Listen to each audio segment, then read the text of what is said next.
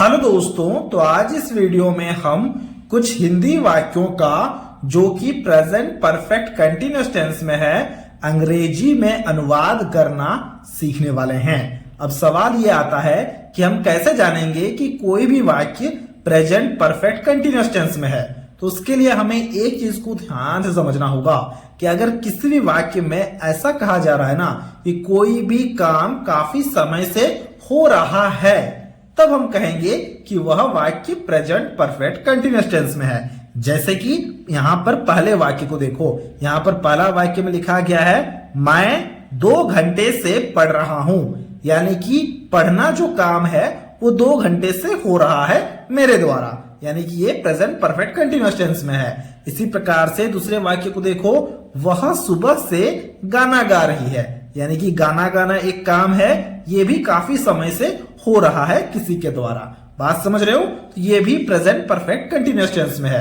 तो इस तरह के वाक्यों को जब हम अंग्रेजी में अनुवाद करेंगे ना, तो उसके लिए मैंने यहां पर एक फॉर्मूले को लिख रखा है, जरा ध्यान से देखना। देखो, फॉर्मूला में सबसे पहले में सब्जेक्ट को लिखना है, फिर हैज बीन या फिर हैव बीन लिखना है। हैज और हैव कब लगाते हैं? जब आई, यू, वी, दे आता है तब हम हैव लगाते हैं, और जब ही, सी या फिर किसी व्यक्ति का नाम आता है तब हम हैज लगाते हैं। ये हमने पहले वाले टेंस में काफी अच्छे से डिस्कस कर लिया, जो प्रेजेंट परफेक्ट टेंस था। ठीक है, इसलिए मैं यहां पर डिटेल में नहीं जा रहा हूं।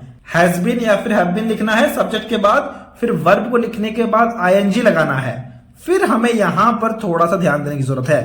फिर हम यहां पर फॉर या फिर सिंस लिखेंगे, फिर टाइम को लिखेंगे।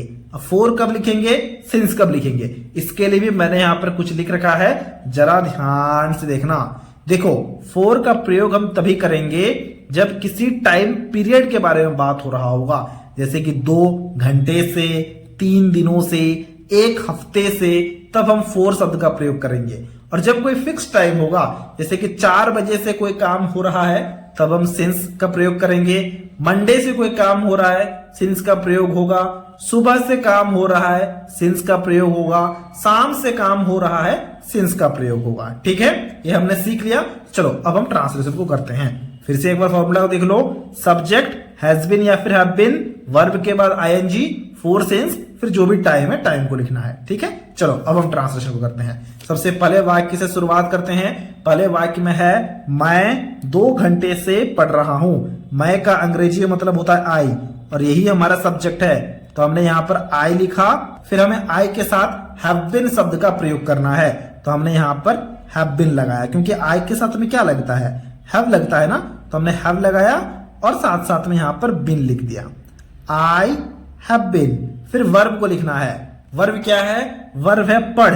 पढ़ यानी कि पढ़ना, और पढ़ना का अंग्रेजी में मतलब होता है स्टडी, तो हमने यहां पर स्टडी लिखा।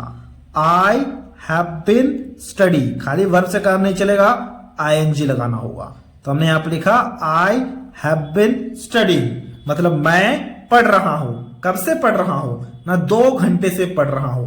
अब जो 2 घंटा है ये क्या है? कोई एक फिक्स टाइम है ना? बिल्कुल फिक्स टाइम है। देखो, टाइम पीरियड है, ये मैंने यहां पर लिख रखा है। देखो, अगर 2 घंटे से कहा जाए, 3 दिनों से कहा जाए, तो हम फॉर शब्द का प्रयोग करेंगे। तो अब हम यहां पर लिखेंगे स्टडिंग फॉर। ठीक है, फिर हम लिखेंगे कि कितने टाइम से। फॉर तो हो गया, हमें पता है 2 घंटे लिखा है बोल के, इस सही के लिए हमने यहां पर फॉर लिखा। 2 घंटे से ना, तो यहां पर हमें लिखना होगा फॉर 2 आवर्स, तो हमने यहां पर लिखा for 2 hours. I have been studying for 2 hours हो गया, मैं 2 घंटे से पढ़ रहा हूं का अंग्रेजी में अनुवाद। इसी प्रकार से अगले वाक्य को देखना। अगले वाक्य में लिखा गया है वह सुबह से गाना गा रही है, तो हमें यहां पर रही है लिखा गया है, इसलिए इस वह की जगह में हम लिखेंगे सी, क्योंकि किसी एक स्त्री के बारे में बात हो रहा है, हमने ये पहचान लिया, तो हमने यहां पर सी लिखा। फिर हमें हैज बीन शब्द का प्रयोग करना होगा, क्योंकि सी के साथ में हैज लगता है, तो हमने यहां पर सी हैज बीन लिखा। ठीक है, सी हैज बीन। फिर हमें वर्ब को लिखना है। वर्ब क्या है? देखो, वर्ब है यहां पर गा रही है, यानी कि गाना जो कि क्रिया है वो वर्ब है, और उसका मतलब होता है सिंग, तो हमने यहां पर सिंग लिखा, और साथ साथ में हमें आईएनजी भी लगाना है, तो हमने आईएनजी भी लगा दिया। ठीक है, ही हैज बीन सिंगिंग, मतलब वह गा रही है। क्या गा रही है? गाना गा रही है, इसलिए हम यहां पर लिखेंगे अ सॉन्ग। सिर्फ सॉन्ग नहीं लिखते हैं, अ सॉन्ग लिखते हैं हम लोग। तो हमने यहाँ पर लिखा a song. She has been singing a song, मतलब वह गाना गा रही है। कब से गाना गा रही है ना, सुबह से गाना गा रही है, कोई टाइम नहीं है, इसलिए हम यहां पर सिंस लिखेंगे। She has been singing a song since, मतलब से, कब से ना, सुबह से। सुबह का अंग्रेजी में मतलब होता है मॉर्निंग, तो हमने यहां पर नीचे यहां पर मॉर्निंग लिख दिया। तो हमने यहां पर लिखा she has been singing a song since morning. ये हो गया वह सुबह से गाना गा रही है का अंग्रेजी में अनुवाद। देखो सब्जेक्ट हैज बिन, वर्ब के साथ आईएनजी, फिर यहां पर क्योंकि गाना लिखा है तो हमने यहां पर गाना एक्स्ट्रा लिखा है, फिर हमने सिंस लिखा, फिर जो टाइम है वो है हमारा मॉर्निंग, मॉर्निंग से गा रही है, इसलिए हमने यहां पर मॉर्निंग लिखा। ओके, अब हम आगे बढ़ते हैं। अगले वाक्य में लिखा गया है वे एक हफ्ते से इंतजार कर रहे हैं। तो वे के लिए हम यहां पर दे शब्द का प्रयोग करेंगे, तो हमने यहां पर दे लिखा, ठीक है, दे लिखा। दे के साथ में क्या लगता है, दे के साथ में हैव लगता है, तो हमने यहां पर हैव लिखा, और हैव लिखने के तुरंत बाद में बिन को भी लिखना है, तो हमने यहां पर बिन को भी लिखा, दे हैव बिन, ठीक है। फिर हमें यहां पर वर्ब को लिखना है, वर्ब है इंतजार कर रहे हैं, इंतजार करना। इंतजार करना का अंग्रेजी में मतलब होता है वेट, तो हमने यहां पर वेट लिखा, साथ में आईएनजी लगा दिया।